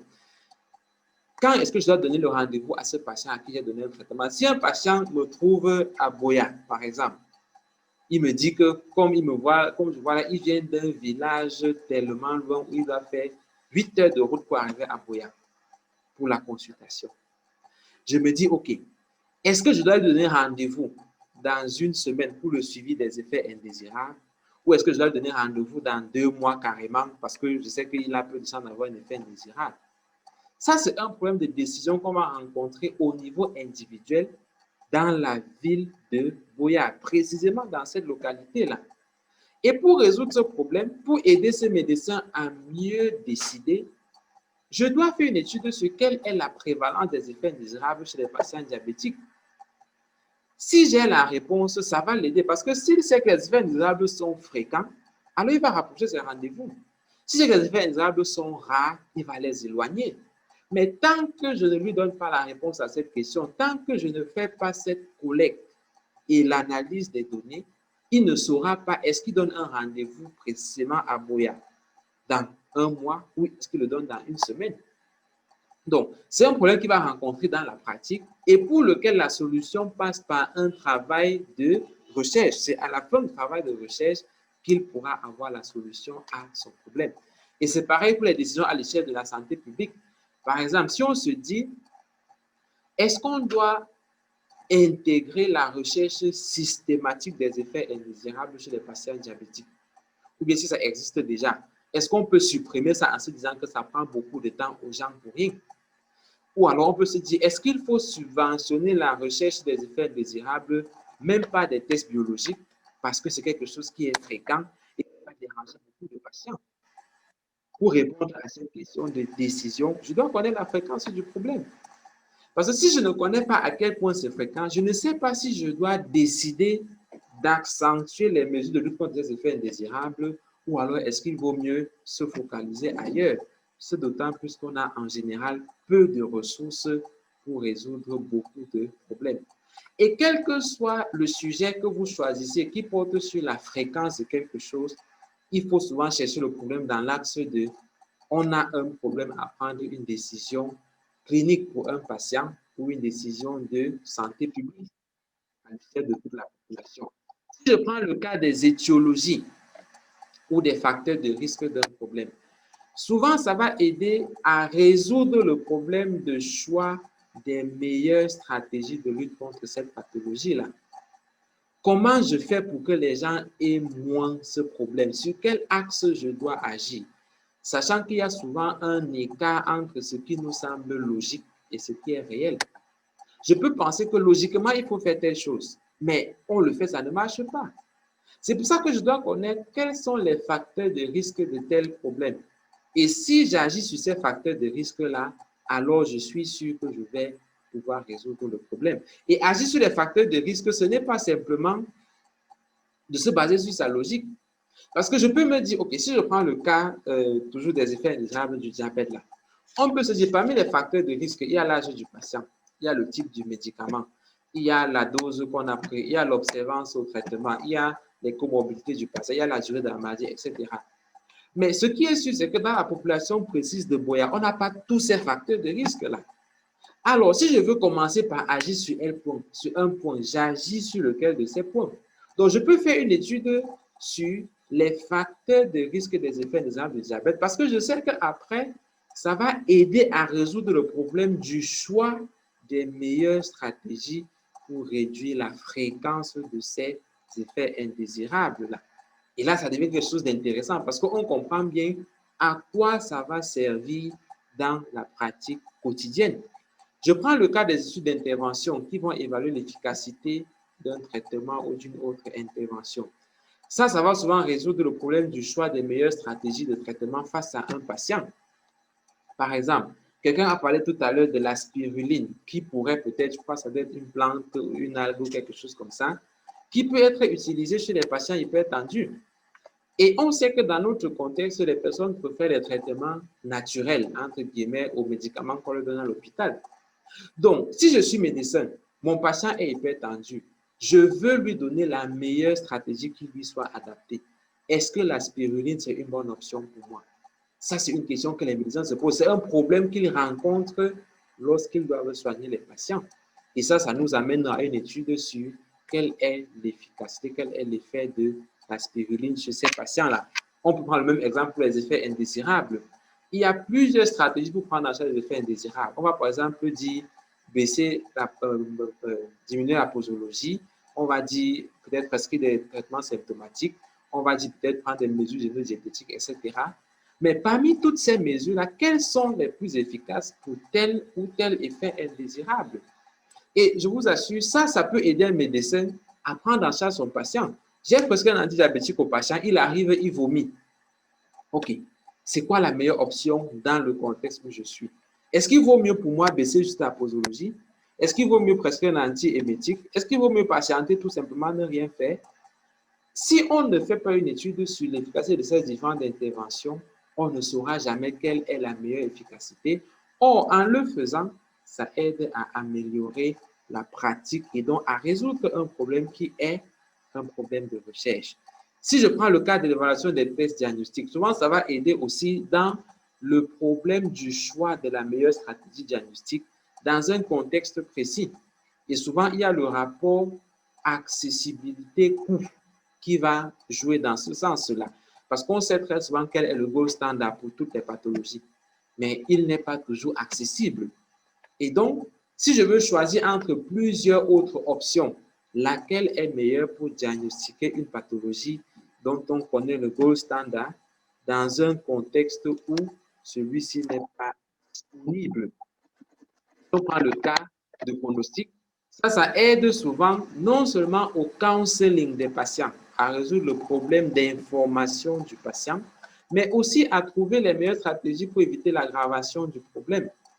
Information dans le sens où, vous allez souvent voir dans les cours de cancérologie, on vous dit, la suivi à 5 ans du cancer du sein est de 30% par exemple, ou 50%, etc.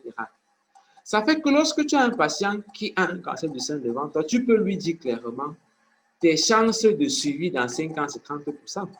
C'est comme ça qu'on va dire qu'il y a certains cancers qui sont extrêmement létaux, qui vont tuer rapidement. Si la suivi d'un cancer, par exemple, à 3 mois, c'est 20%. Ça veut dire que si tu as un patient devant toi, tu peux lui dire clairement, monsieur, vous avez 20% de chance d'être vivant dans 3 mois. Donc, si vous avez encore des problèmes dans votre famille, il faut les régler maintenant parce qu'il était probable que vous partiez d'un moment à l'autre. Maintenant, si je n'ai pas cette information, j'aurai du mal à éduquer les patients. Et les patients ont souvent l'habitude de poser la question, docteur, est-ce que je vais guérir? Docteur, est-ce que je vais vivre? Est-ce que ça va me tuer? Il ne faut pas seulement lui dire que non, monsieur, ça va aller. Il faut pouvoir lui dire de manière objective quelles sont ses chances, quel est son pronostic lorsqu'il a cette pathologie-là.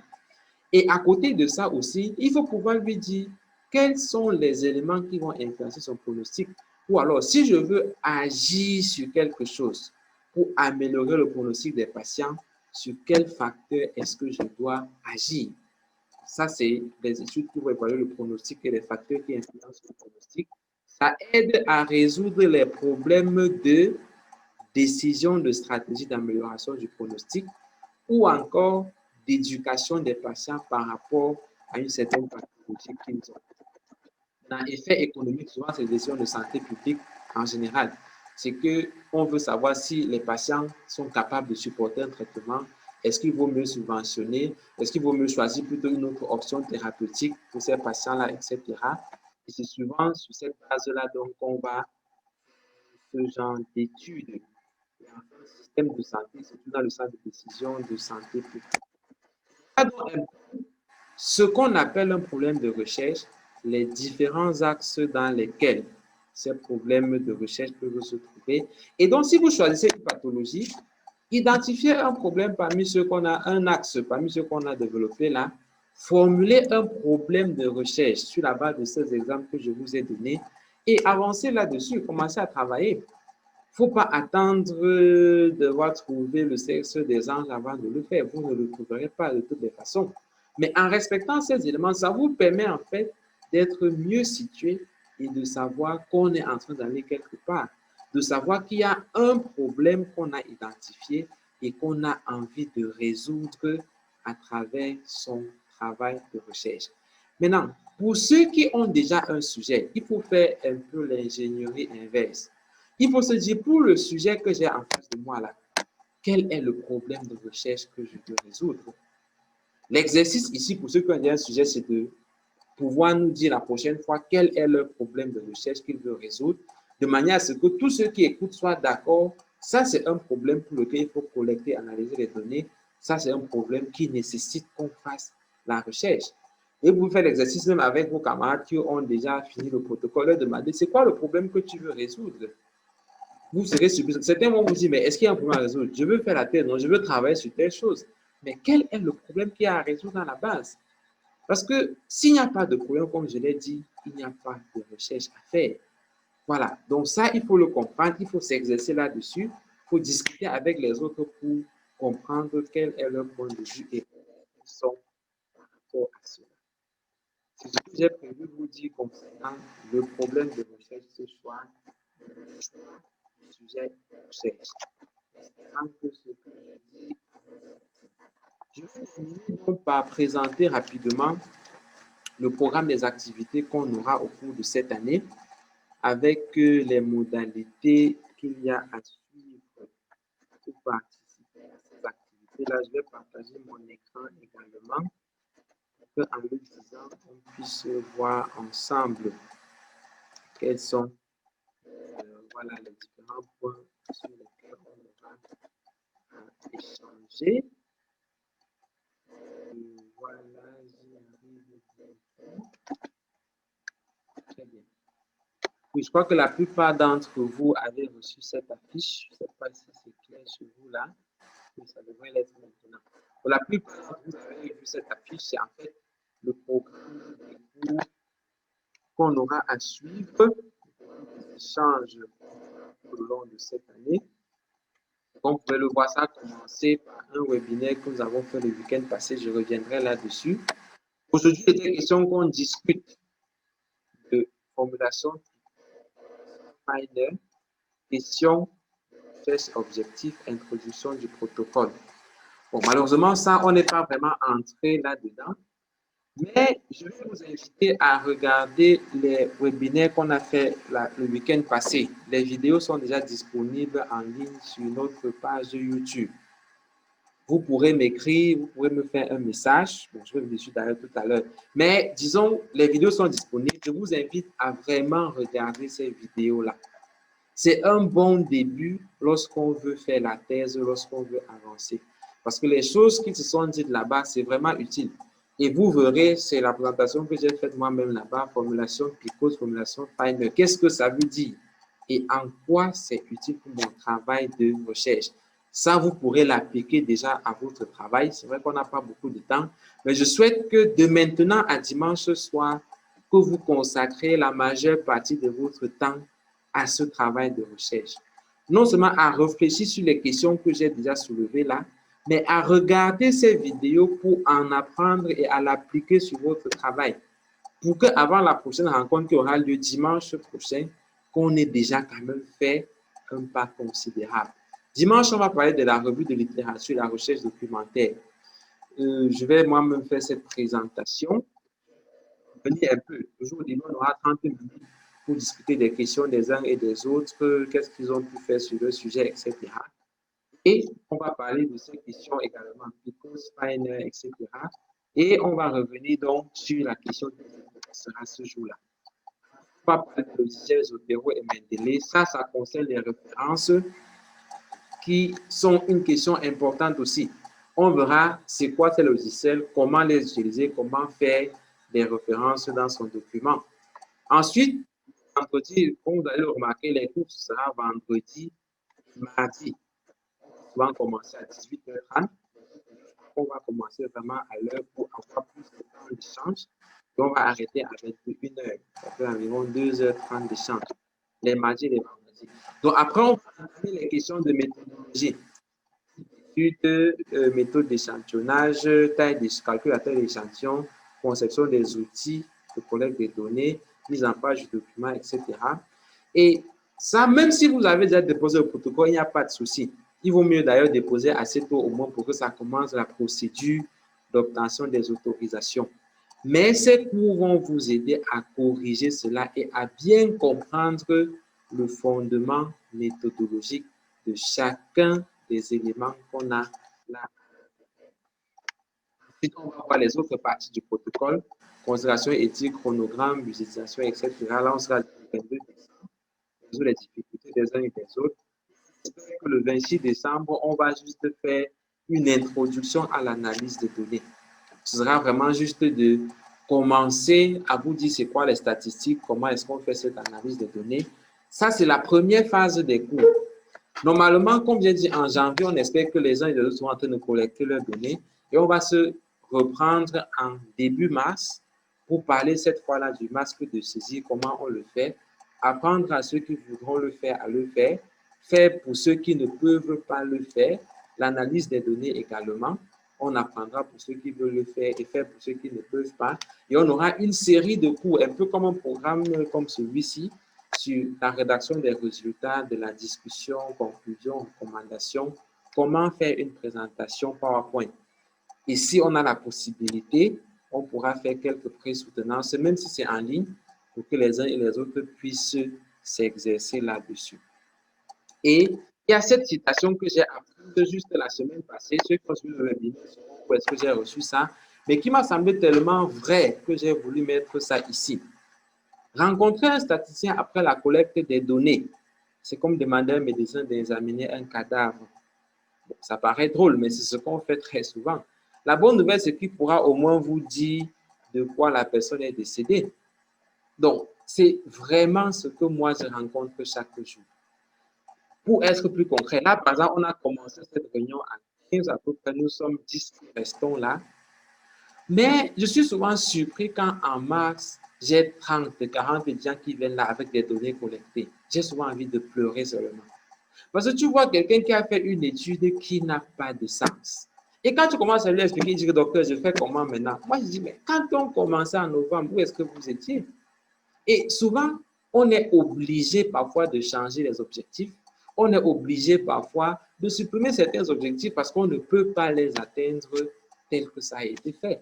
Je ne parle même pas de la méthodologie qui est souvent mal rédigée, les données mal collectées, etc. Et si je le dis, c'est pour vous encourager à rester connecté, à rester persévérant et à partager l'information avec vos camarades. Je dis ceux que vous aimez le plus surtout. Parce qu'au moins ceux-là pourront éviter ce piège. Si vous attendez la fin, et ceux qui ont l'impression qu'ils connaissent, ils peuvent s'en sortir tout seuls. Moi, j'étais le premier dans ça. Mais ce qu'on peut vous apprendre en 2 heures de temps, seul vous avez au moins 2 semaines pour comprendre ça. J'en veux pour preuve. Je suis sûr que beaucoup ont appris aujourd'hui qu'il existe ce qu'on appelle un problème de recherche. Beaucoup ont quand même déjà une meilleure orientation. Et ça, si vous n'aviez pas été connecté, même après une semaine, je ne suis pas sûr que vous aurez fait ce pas-là. Donc, c'est vraiment important de suivre tout ceci. Et pour finir, là, il me reste pour présenter donc les modalités de participation à nos activités. Non, ce n'est pas ça le cas. Très bien, c'est ça. Ça, je vais vous l'envoyer tout à l'heure, ou bien pour ceux qui vont les donner, parce que ce n'est pas un secret. Étant conscient des aptitudes différentes des uns et des autres, des capacités différentes des uns et des autres à faire des choses, on a préféré avoir plusieurs options. 4 options précisément. Il y a l'option classique, où on a divisé les activités en 2. C'est le programme que vous avez vu là. Ensuite, on va corriger le protocole de tous ceux qui ont suivi les cours et même ceux qui n'ont pas suivi de toutes les façons. Et la phase également, les autres cours pour la rédaction du document final, ça coûte 15 000 francs pour ceci. Ensuite, il y a la conception du masque de saisie et l'analyse des données. Pour cette option-ci, c'est nous qui le faisons. Ça coûte 50 000 francs, donc un total de 65 000. Et ça, on le paie à quel moment? On le paie au plus tard 2 semaines après le début. Donc, en réalité, vous n'avez rien à payer pour aujourd'hui, ni pour le prochain cours, ni jusqu'à 2 semaines. Mais après 2 semaines, il faudra payer ces frais pour pouvoir continuer de suivre ces cours. On a l'option avancée qui concerne ceux qui veulent apprendre à le faire. 15 000, c'est la même chose, ils font les mêmes cours. Mais ceux-ci vont apprendre à faire le masque de saisie et à faire l'analyse des données. Ils vont bénéficier de cette formation en payant 35 000 francs. Je précise que ça, ce n'est pas le prix réel de cette formation. Ça aurait dû coûter de loin plus que ça. Mais moi, mon objectif, c'est que les gens soient autonomes, qu'ils soient capables de le faire. C'est pour ça que ça coûte moins cher qu'ici. C'est les gens à choisir cette option et à apprendre à le faire eux-mêmes. Ensuite, on a l'option à la carte. Pour ceux qui font juste une partie de ce que nous faisons, quelqu'un peut vouloir suivre juste certains cours. Il veut seulement connaître comment calculer de l'échantillon. Il paiera 2 000 francs pour chaque cours. Quelqu'un peut corriger juste son protocole, on corrige juste sa thèse, il paiera 5 000 francs. Le masque de saisie, c'est 10 000. L'analyse de données, c'est 50 000. Les frais de soutenance, c'est 2 000. Il y a l'option personnalisée. Ça, c'est surtout pour ceux qui sont dans les villes où nous avons des encadreurs. Par exemple, à Douala, on en a, à Bamenda aussi, et à Yaoundé. Ça va coûter 100 000 francs au total, mais c'est exactement tout le contenu de la formation. Juste qu'on va le faire en privé. On va le faire à côté. Et enfin, il y a ce bouquin que j'ai commencé à vous présenter qui coûte 10 000 francs pour ceux avec qui nous avons travaillé. C'est un livre que j'ai écrit il y a 2 ans, qui a 365 pages au total, format A5, mais qui revient vraiment sur tous les aspects, sur tout le programme de cours que vous avez vu là, et sur tous les aspects qui concernent la recherche et la statistique. Et voilà donc ce que j'avais prévu pour ce soir.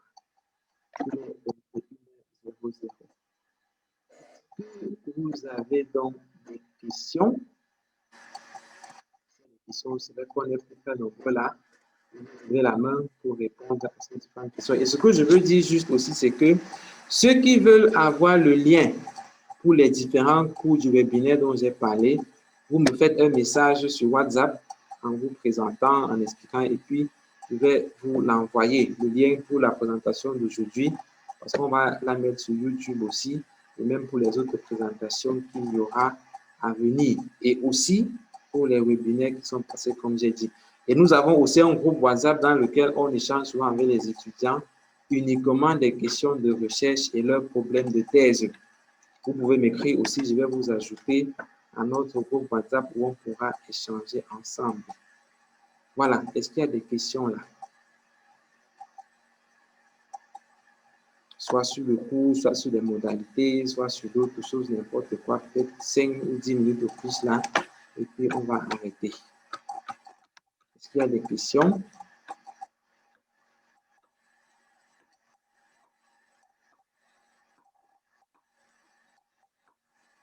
Oui, on est là. Tu as la parole. Merci, docteur, pour la présentation. Merci vraiment. Je voulais savoir si c'est possible d'avoir l'image où il y a le carnaval des prix. Des prix de la formation. Oui, vous m'écrivez sur WhatsApp, je vous envoie. D'accord, ça marche. Merci. Oui.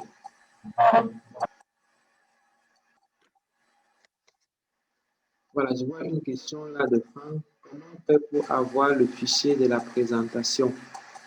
Bon, je ne sais pas de quel fichier tu parles, Franck. Est-ce que tu peux ouvrir ton micro pour dire, bon, je n'ai pas utilisé un fichier de présentation, non. J'ai monté juste 2 images là. Et après, le reste, c'est tout ce que j'ai dit. Si c'est pour la vidéo, elle sera en ligne, mais certainement pas pour demain. Parce qu'il faut le temps de traiter la vidéo, de la charger sur Internet, etc. C'est pour ça que je vous invite à prendre des notes. Mais je ne sais pas si tu parlais d'autre chose en faisant allusion à la présentation. Voilà. Je suppose qu'il n'y a pas d'autres questions. Et... S'il vous plaît, docteur. Oui, Joël. Oui. On fait comment pour voir le livre là. Ok, oui, Je ça, sais pas. je ne l'ai pas dit, oui, c'est vrai. Le livre est disponible uniquement en copie physique, copie papier. Et vous pouvez l'avoir soit à Douala, ou à Yaoundé, ou à Bamenda. Moi, je suis basé à Yaoundé, le livre est présent. Je l'ai dans mon bureau. Il est disponible aussi à la librairie universitaire. C'est en face de Polytech. Mais là-bas, vous l'aurez à 12 000. 10 000, c'est pour ceux avec qui nous travaillons. Maintenant, si vous n'êtes pas dans la ville, je peux vous l'envoyer par l'agence, mais ce sera à vos frais. Bref, vous m'écrivez sur WhatsApp et puis on verra comment gérer et vous acheminer cela également. Et vos coordonnées, docteur? Ah oui, mon numéro WhatsApp, c'est 665. J'envoie ça dans le... Ici, je vois. Ou si vous voulez me faire un mail, c'est guy.wafe@efr.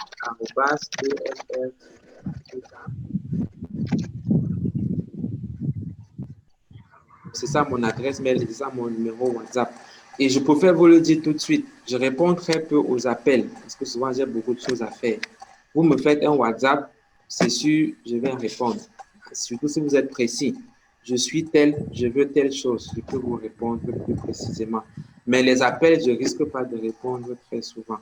Donc, je préfère le dire tout de suite avant qu'on dise que je ne réponds pas aux appels. Mais les messages, ça me convient mieux. Voilà, je pense que c'est bon.